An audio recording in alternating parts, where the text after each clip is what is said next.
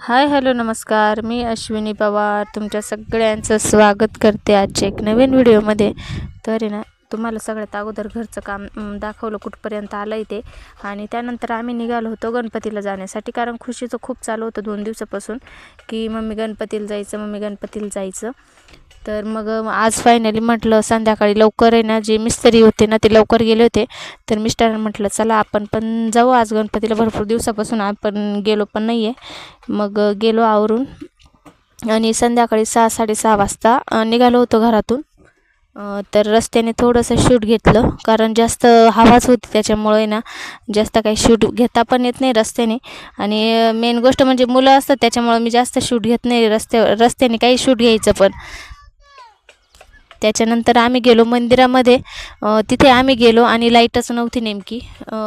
तिथे आम्ही गेलो, खुशीने त्यांचे हातपाय धुतले. आता घरातून तर हातपाय धुवून गेलेलो होतो, पण तरी पण तिथे नळ राहता, मग हातपाय धुवून घेतले आम्ही तिथे. त्याच्यानंतर म्हणजे इतकी हे म्हणाल तुम्ही, म्हणजे काय बोलावं आता. जेव्हा आम्ही मंदिरामध्ये गेलो तेव्हा लाईटच नव्हती. जेव्हा आम्ही हातपाय वगैरे धुतले आणि मंदिरामध्ये जायला प्रवेश केला आणि म्हटलं थोडेशा क्लिपा घेऊ, पण अंधारामुळं काहीच दिसतच नव्हतं. पण अचानक एकामागे एक सगळ्या अशा लाईट येत गेल्या आणि इतका प्रकाश झाला होता, खूप छान वाटलं होतं. म्हटलं आपण आलो मस्तपैकी, लाईट अंधारातच दर्शन होतील असं. पण आम्ही जेव्हा दर्शन घ्यायला निघालो तर लगेच मस्तपैकी सगळ्या अशा लाईट आल्या त्या आणि खूप छान वाटलं होतं. त्याच्यानंतर गेलो, थोडंसं म्हटलं तुम्हाला पण दाखवावा आमचं चांदवडच्या गणपतीचं मंदिर कसं आहे. जे चांदवड तालुक्यातले त्यांना सगळ्यांना माहीतच असेल, इच्छापूर्ती गणपती चांदवडचं किती छान म्हणजे किती प्रसिद्ध मंदिर आहे आणि इच्छापूर्ती करणारं मंदिर आहे ते. जी पण तुम्ही काही इच्छा तिथे म्हणतात किंवा मागतात ते सगळी पूर्ण होते. आणि हा माझा स्वतःचा अनुभव आहे.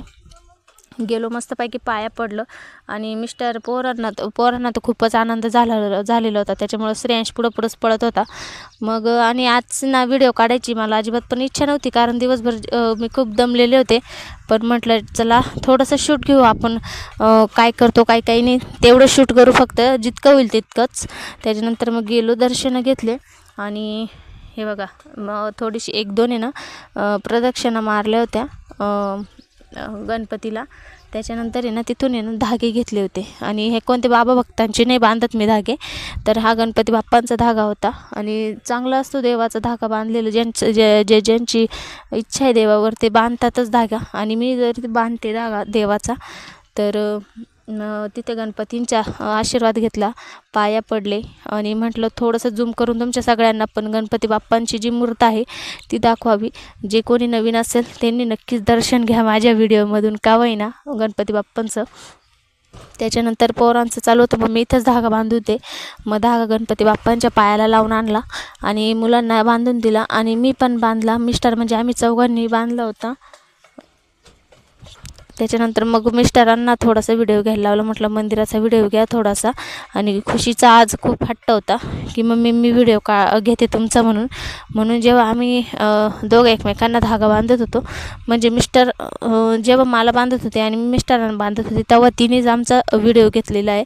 म्हटलं बघा तसं पण खुशीला मोबाईलची काही सवय नाही आहे आणि थोडाफार जर तिला आनंद होतो, व्हिडिओ काढायला आवडतं तिला, तर म्हटलं काढ, काय एका दिवसाने लगेच काही फरक पडत नाही. त्याच्यामुळं मग म्हटलं घे काढून, थोडासा तिच्या हातात पण दिला फोन आणि थोड्याशा क्लिपा काढल्या तिने पण.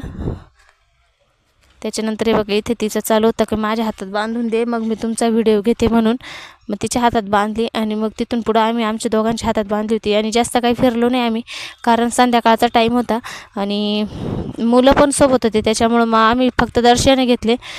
प्रसाद भेटला होता तिथला आम्हाला. अजून नेमकी आम्ही गेलो तेव्हा अजिबात पण गर्दी नव्हती मंदिरामध्ये, कोणीच नव्हतं, फक्त ते पुजारी होते आणि आम्ही होतो. मग तिथं दर्शने घेतले आणि थोड्या वेळ बसलो होतो मंदिरामध्ये.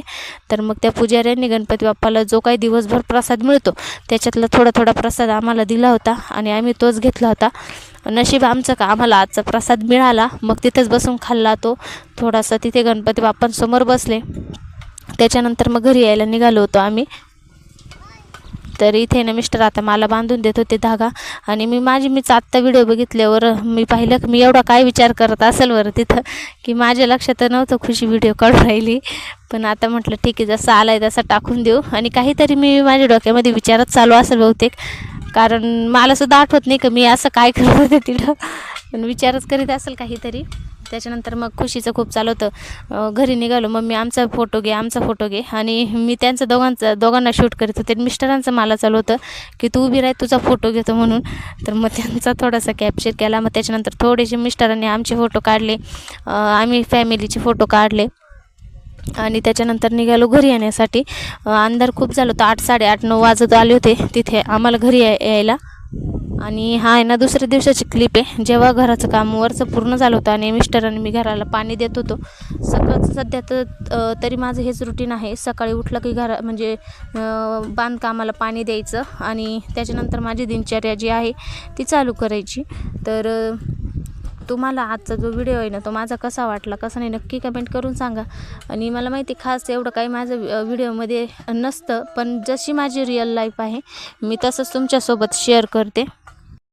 आणि याच्यामध्ये कोणती स्क्रिप्ट वगैरे नसते, त्याच्यामुळं जसं माझं खरोखरचं आयुष्य आहे तेच तुमच्यासोबत शेअर करते. आणि थोडासा आहे ना पाठीमागून आवाज येत असेल ठोकठाकीचा तर प्लीज तो इग्नोर करा, कारण की साहजिकच आहे घराचं काम चालू आहे, त्याच्यामुळे ठोकठाक ही चालूच राहणार आहे. आणि व्हॉइस ओव्हर करायला मला जेव्हा टाईम मिळतो तेव्हाच मी व्हिडिओ व्हॉइस ओव्हर करते आणि एडिट करते. असं काही माझा फिक्स टाईम नाही, वेळातून वेळ काढून मी सगळे माझे कामं ॲडजस्ट करत असते.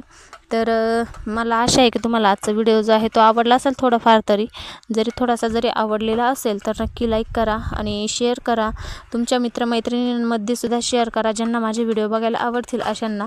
आणि नक्की सबस्क्राईब करून ठेवा, तुमचं एक सबस्क्राईब मला खूप मोटिवेट करतं आणि जेणेकरून मी आणखीन व्हिडिओ बनवण्याचा प्रयत्न करते.